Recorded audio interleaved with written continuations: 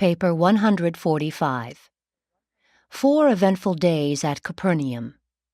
Jesus and the apostles arrived in Capernaum the evening of Tuesday, January 13. As usual, they made their headquarters at the home of Zebedee in Bethsaida. Now that John the Baptist had been sent to his death, Jesus prepared to launch out in the first open and public preaching tour of Galilee.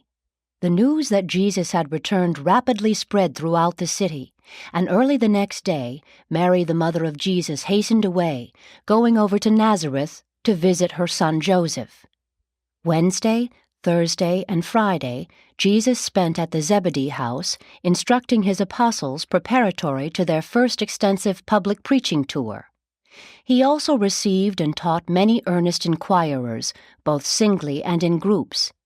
Through Andrew, he arranged to speak in the synagogue on the coming Sabbath day. Late on Friday evening, Jesus' baby sister, Ruth, secretly paid him a visit. They spent almost an hour together in a boat anchored a short distance from the shore. No human being, save John Zebedee, ever knew of this visit, and he was admonished to tell no man. Ruth was the only member of Jesus' family who consistently and unwaveringly believed in the divinity of his earth mission from the times of her earliest spiritual consciousness right on down through his eventful ministry, death, resurrection, and ascension. And she finally passed on to the worlds beyond, never having doubted the supernatural character of her father-brother's mission in the flesh. Baby Ruth was the chief comfort of Jesus as regards his earth family throughout the trying ordeal of his trial, rejection, and crucifixion. 1. The Draught of Fishes. On Friday morning of this same week, when Jesus was teaching by the seaside, the people crowded him so near the water's edge that he signaled to some fishermen occupying a nearby boat to come to his rescue. Entering the boat, he continued to teach the assembled multitude for more than 2 hours. This boat was named Simon. It was the former fishing vessel of Simon Peter and had been built by Jesus' own hands. On this particular morning, the boat was being used by David Zebedee and 2 associates who had just come in near shore from a fruitless night of fishing on the lake. They were cleaning and mending their nets when Jesus requested them to come to his assistance. After Jesus had finished teaching the people, he said to David, "As you were delayed by coming to my help, now let me work with you.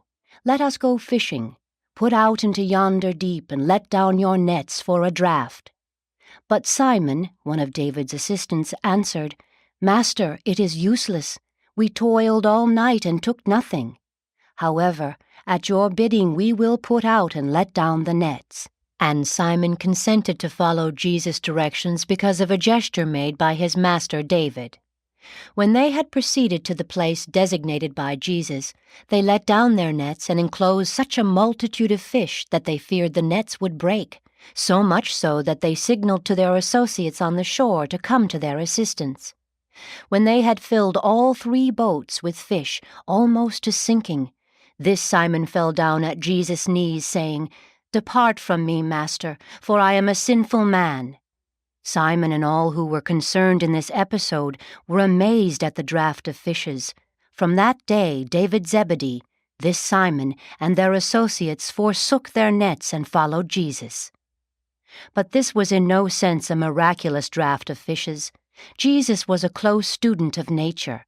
He was an experienced fisherman and knew the habits of the fish in the Sea of Galilee. On this occasion, he merely directed these men to the place where the fish were usually to be found at this time of day.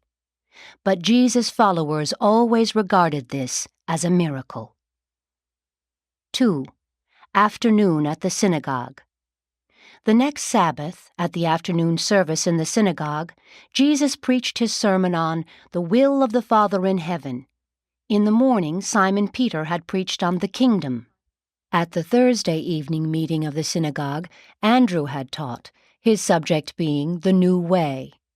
At this particular time, more people believed in Jesus in Capernaum than in any other one city on earth. As Jesus taught in the synagogue this Sabbath afternoon, according to custom he took the first text from the law, reading from the book of Exodus.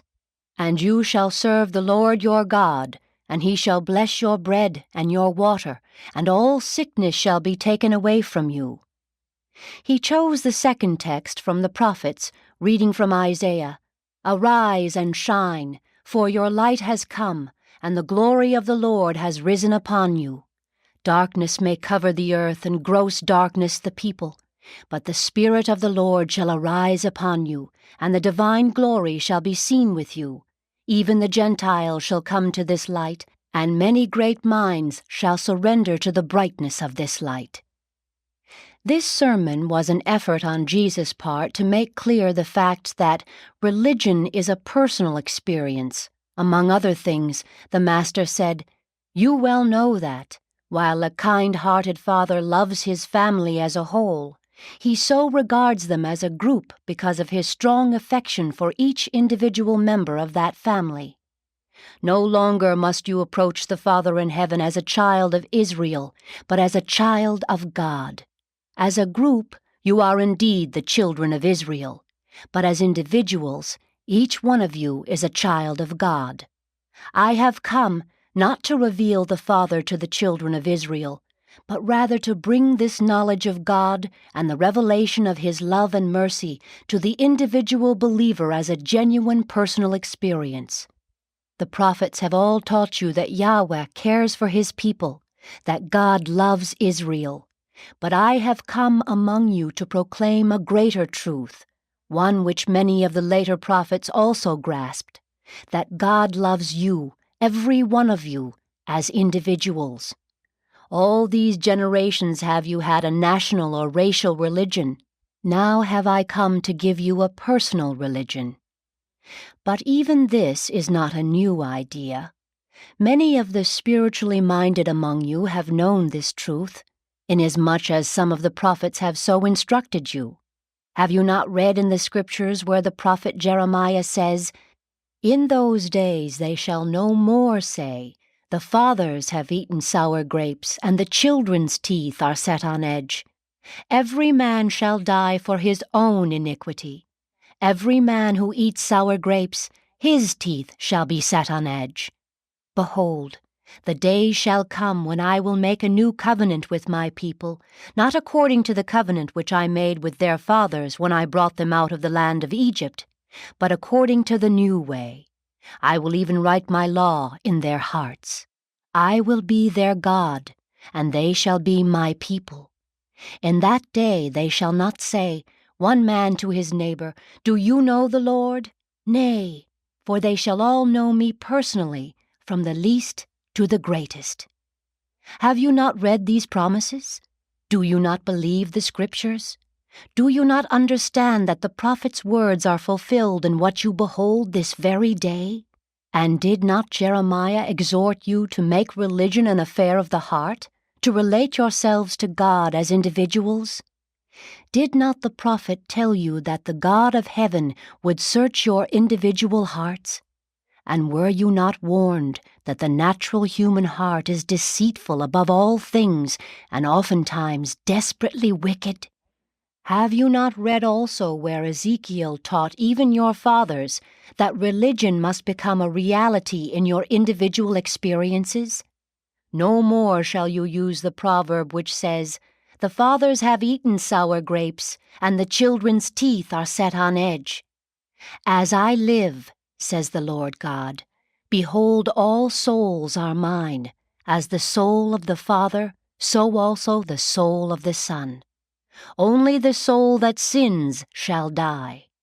And then Ezekiel foresaw even this day when he spoke in behalf of God, saying, "A new heart also will I give you, and a new spirit will I put within you."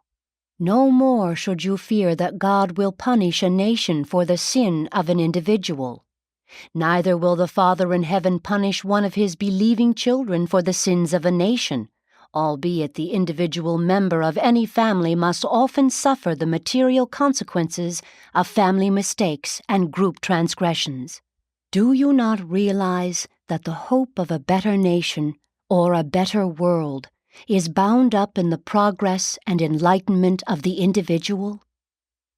Then the Master portrayed that the Father in heaven, after man discerns this spiritual freedom, wills that his children on earth should begin that eternal ascent of the paradise career, which consists in the creature's conscious response to the divine urge of the indwelling spirit to find the Creator, to know God, and to seek to become like Him. The apostles were greatly helped by this sermon. All of them realized more fully that the gospel of the kingdom is a message directed to the individual, not to the nation. Even though the people of Capernaum were familiar with Jesus' teaching, they were astonished at his sermon on this Sabbath day. He taught, indeed, as one having authority and not as the scribes. Just as Jesus finished speaking, a young man in the congregation who had been much agitated by his words was seized with a violent epileptic attack and loudly cried out. At the end of the seizure, when recovering consciousness, he spoke in a dreamy state, saying, "What have we to do with you, Jesus of Nazareth? You are the Holy One of God. Have you come to destroy us?" Jesus bade the people be quiet, and taking the young man by the hand, said, "Come out of it," and he was immediately awakened. This young man was not possessed of an unclean spirit or demon. He was a victim of ordinary epilepsy, but he had been taught that his affliction was due to possession by an evil spirit. He believed this teaching and behaved accordingly in all that he thought or said concerning his ailment. The people all believed that such phenomena were directly caused by the presence of unclean spirits. Accordingly, they believed that Jesus had cast a demon out of this man. But Jesus did not at that time cure his epilepsy. Not until later on that day, after sundown, was this man really healed. Long after the day of Pentecost, the Apostle John, who was the last to write of Jesus' doings, avoided all reference to these so-called acts of casting out devils, and this he did in view of the fact that such cases of demon possession never occurred after Pentecost. As a result of this commonplace incident, the report was rapidly spread through Capernaum that Jesus had cast a demon out of a man and miraculously healed him in the synagogue at the conclusion of his afternoon sermon. The Sabbath was just the time for the rapid and effective spreading of such a startling rumor. This report was also carried to all the smaller settlements around Capernaum, and many of the people believed it. The cooking and the housework at the large Zebedee home, where Jesus and the 12 made their headquarters, was for the most part done by Simon Peter's wife and her mother. Peter's home was near that of Zebedee, and Jesus and his friends stopped there on the way from the synagogue because Peter's wife's mother had for several days been sick with chills and fever. Now it chanced that, at about the time Jesus stood over this sick woman, holding her hand, smoothing her brow, and speaking words of comfort and encouragement, the fever left her. Jesus had not yet had time to explain to his apostles that no miracle had been wrought at the synagogue, and with this incident so fresh and vivid in their minds, and recalling the water and the wine at Cana, they seized upon this coincidence as another miracle, and some of them rushed out to spread the news abroad throughout the city. Amitha, Peter's mother-in-law, was suffering from malarial fever. She was not miraculously healed by Jesus at this time. Not until several hours later, after sundown, was her cure effected in connection with the extraordinary event which occurred in the front yard of the Zebedee home. And these cases are typical of the manner in which a wonder-seeking generation and a miracle-minded people unfailingly seized upon all such coincidences as the pretext for proclaiming that another miracle had been wrought by Jesus. 3. The healing at sundown. By the time Jesus and his apostles had made ready to partake of their evening meal near the end of this eventful Sabbath day, all Capernaum and its environs were agog over these reputed miracles of healing, and all who were sick or afflicted began preparations to go to Jesus or to have themselves carried there by their friends just as soon as the sun went down. According to Jewish teaching, it was not permissible even to go in quest of health during the sacred hours of the Sabbath. Therefore, as soon as the sun sank beneath the horizon, scores of afflicted men, women, and children began to make their way toward the Zebedee home in Bethsaida. One man started out with his paralyzed daughter just as soon as the sun sank behind his neighbor's house. The whole day's events had set the stage for this extraordinary sundown scene.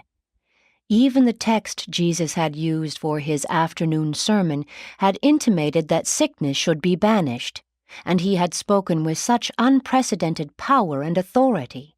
His message was so compelling.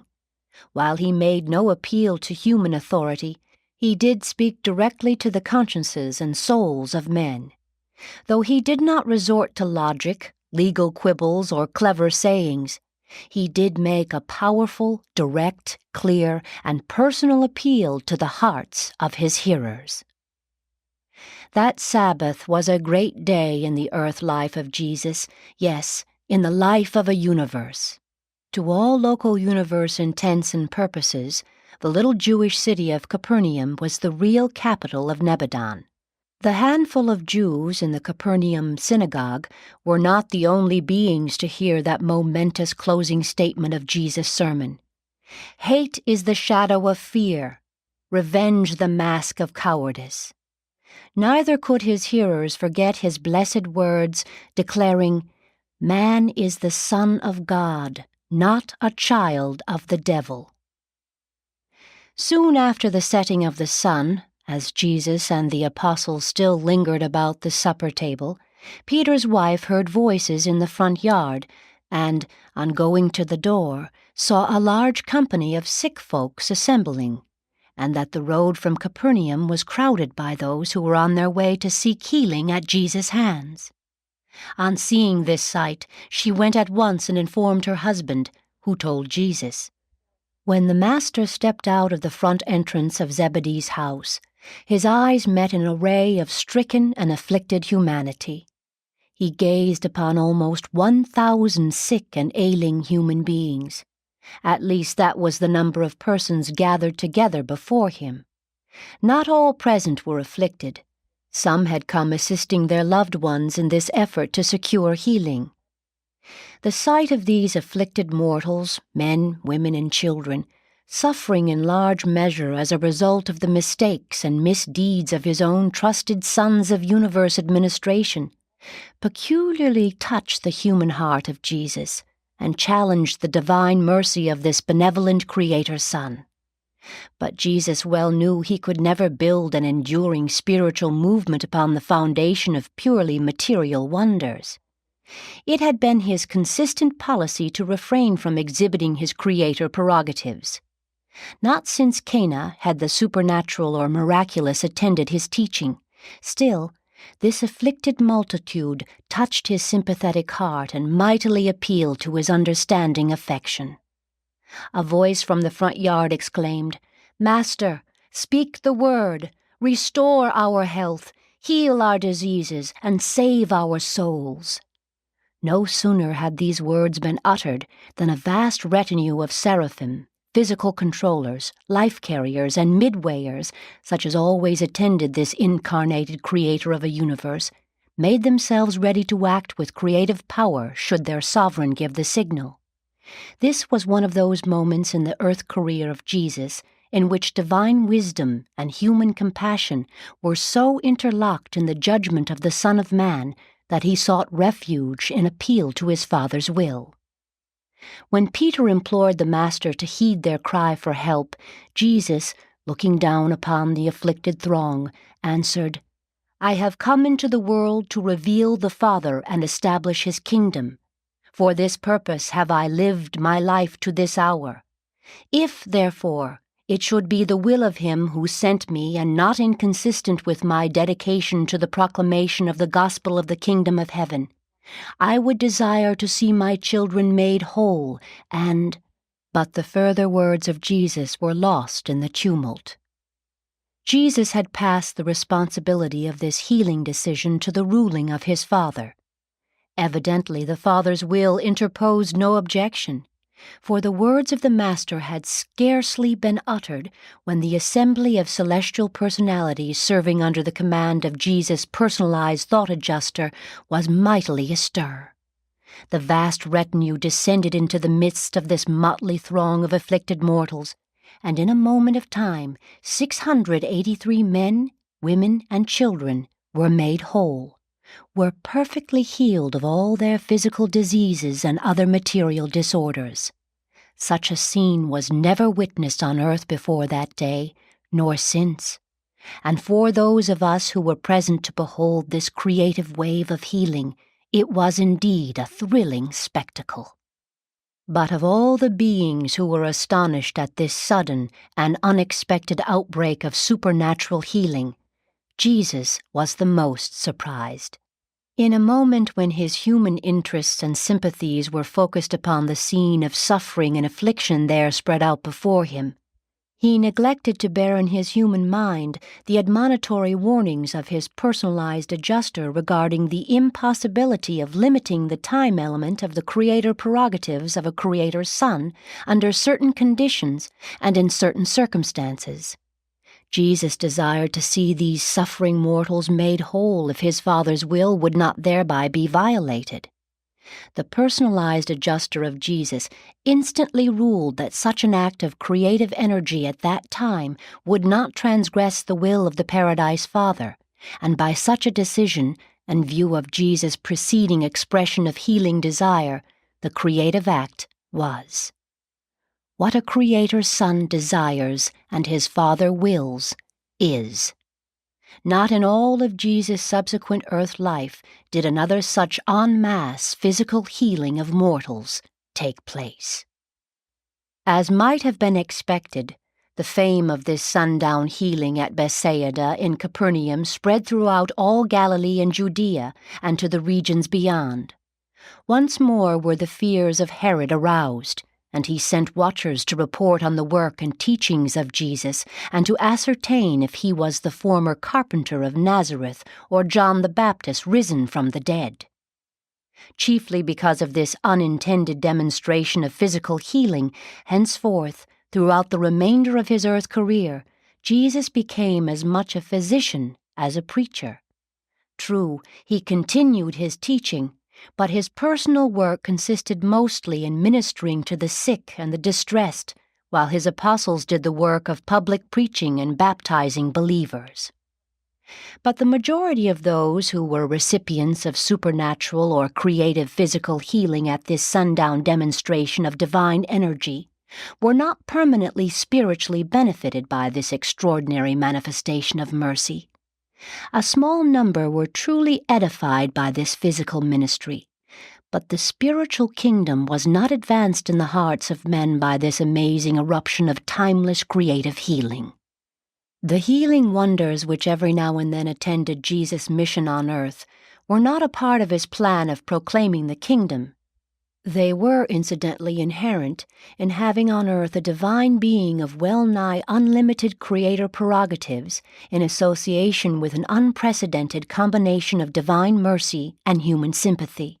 But such so-called miracles gave Jesus much trouble in that they provided prejudice-raising publicity and afforded much unsought notoriety.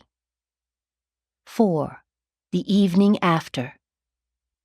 Throughout the evening following this great outburst of healing, the rejoicing and happy throng overran Zebedee's home, and the apostles of Jesus were keyed up to the highest pitch of emotional enthusiasm.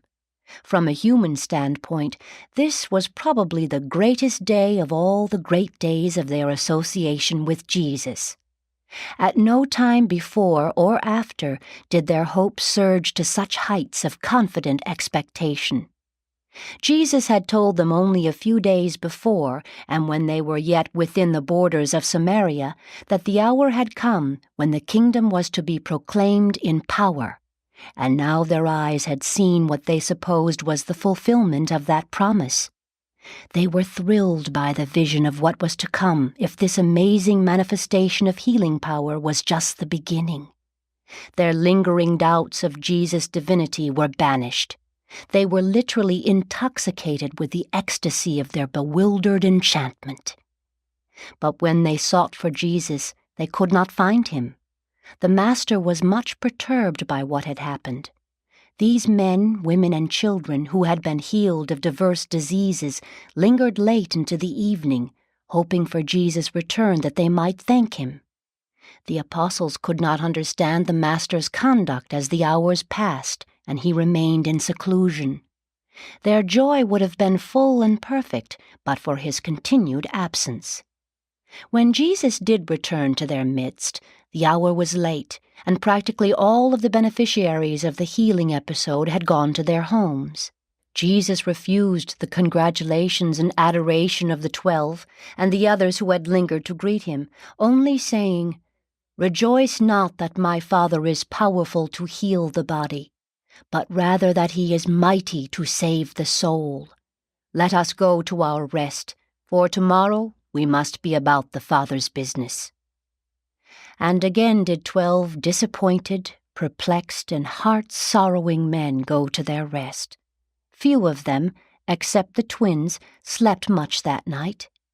No sooner would the Master do something to cheer the souls and gladden the hearts of his apostles than he seemed immediately to dash their hopes in pieces and utterly to demolish the foundations of their courage and enthusiasm. As these bewildered fishermen looked into each other's eyes, there was but one thought. We cannot understand him. What does all this mean? 5. Early Sunday morning. Neither did Jesus sleep much that Saturday night.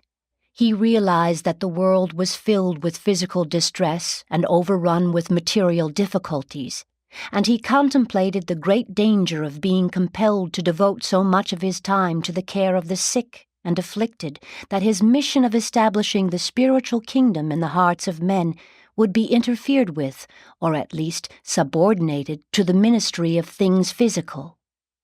Because of these and similar thoughts which occupied the mortal mind of Jesus during the night, he arose that Sunday morning long before daybreak and went all alone to one of his favorite places for communion with the Father. The theme of Jesus' prayer on this early morning was for wisdom and judgment that he might not allow his human sympathy, joined with his divine mercy, to make such an appeal to him in the presence of mortal suffering that all of his time would be occupied with physical ministry to the neglect of the spiritual. Though he did not wish altogether to avoid ministering to the sick, he knew that he must also do the more important work of spiritual teaching and religious training. Jesus went out in the hills to pray so many times because there were no private rooms suitable for his personal devotions. Peter could not sleep that night, so, very early, shortly after Jesus had gone out to pray, he aroused James and John, and the three went to find their master. After more than an hour's search, they found Jesus and besought him to tell them the reason for his strange conduct. They desired to know why he appeared to be troubled by the mighty outpouring of the Spirit of healing when all the people were overjoyed, and his apostles so much rejoiced. For more than 4 hours, Jesus endeavored to explain to these 3 apostles what had happened. He taught them about what had transpired and explained the dangers of such manifestations. Jesus confided to them the reason for his coming forth to pray. He sought to make plain to his personal associates the real reasons why the kingdom of the Father could not be built upon wonder-working and physical healing, but they could not comprehend his teaching. Meanwhile, early Sunday morning, other crowds of afflicted souls and many curiosity-seekers began to gather about the house of Zebedee. They clamored to see Jesus. Andrew and the apostles were so perplexed that, while Simon Zelotes talked to the assembly, Andrew, with several of his associates, went to find Jesus. When Andrew had located Jesus in company with the 3, he said, "Master, Why do you leave us alone with the multitude? Behold, all men seek you. Never before have so many sought after your teaching. Even now the house is surrounded by those who have come from near and far because of your mighty works. Will you not return with us to minister to them?" When Jesus heard this, he answered, "Andrew, have I not taught you and these others that my mission on earth is the revelation of the Father, and my message the proclamation of the kingdom of heaven? How is it, then, that you would have me turn aside from my work for the gratification of the curious and for the satisfaction of those who seek for signs and wonders? Have we not been among these people all these months, and have they flocked in multitudes to hear the good news of the kingdom? Why have they now come to besiege us? Is it not because of the healing of their physical bodies rather than as a result of the reception of spiritual truth for the salvation of their souls? When men are attracted to us because of extraordinary manifestations, many of them come seeking not for truth and salvation, but rather in quest of healing for their physical ailments and to secure deliverance from their material difficulties. All this time I have been in Capernaum, and both in the synagogue and by the seaside have I proclaimed the good news of the kingdom to all who had ears to hear and hearts to receive the truth. It is not the will of my Father that I should return with you to cater to these curious ones, and to become occupied with the ministry of things physical to the exclusion of the spiritual. I have ordained you to preach the gospel and minister to the sick, but I must not become engrossed in healing to the exclusion of my teaching. No, Andrew, I will not return with you. Go and tell the people to believe in that which we have taught them, and to rejoice in the liberty of the sons of God, and make ready for our departure for the other cities of Galilee, where the way has already been prepared for the preaching of the good tidings of the kingdom. It was for this purpose that I came forth from the Father. Go, then, and prepare for our immediate departure while I here await your return." When Jesus had spoken, Andrew and his fellow apostles sorrowfully made their way back to Zebedee's house, dismissed the assembled multitude, and quickly made ready for the journey as Jesus had directed. And so, on the afternoon of Sunday, January 18, A.D. 28, Jesus and the apostles started out upon their first really public and open preaching tour of the cities of Galilee. On this first tour they preached the gospel of the kingdom in many cities, but they did not visit Nazareth. That Sunday afternoon, shortly after Jesus and his apostles had left for Rimmon, his brothers James and Jude came to see him, calling at Zebedee's house. About noon of that day, Jude had sought out his brother James and insisted that they go to Jesus. By the time James consented to go with Jude, Jesus had already departed. The apostles were loath to leave the great interest which had been aroused at Capernaum. Peter calculated that no less than 1,000 believers could have been baptized into the kingdom. Jesus listened to them patiently, but he would not consent to return. Silence prevailed for a season, and then Thomas addressed his fellow apostles, saying, "Let's go. The Master has spoken. No matter if we cannot fully comprehend the mysteries of the kingdom of heaven, of one thing we are certain. We follow a teacher who seeks no glory for himself." And reluctantly they went forth to preach the good tidings in the cities of Galilee.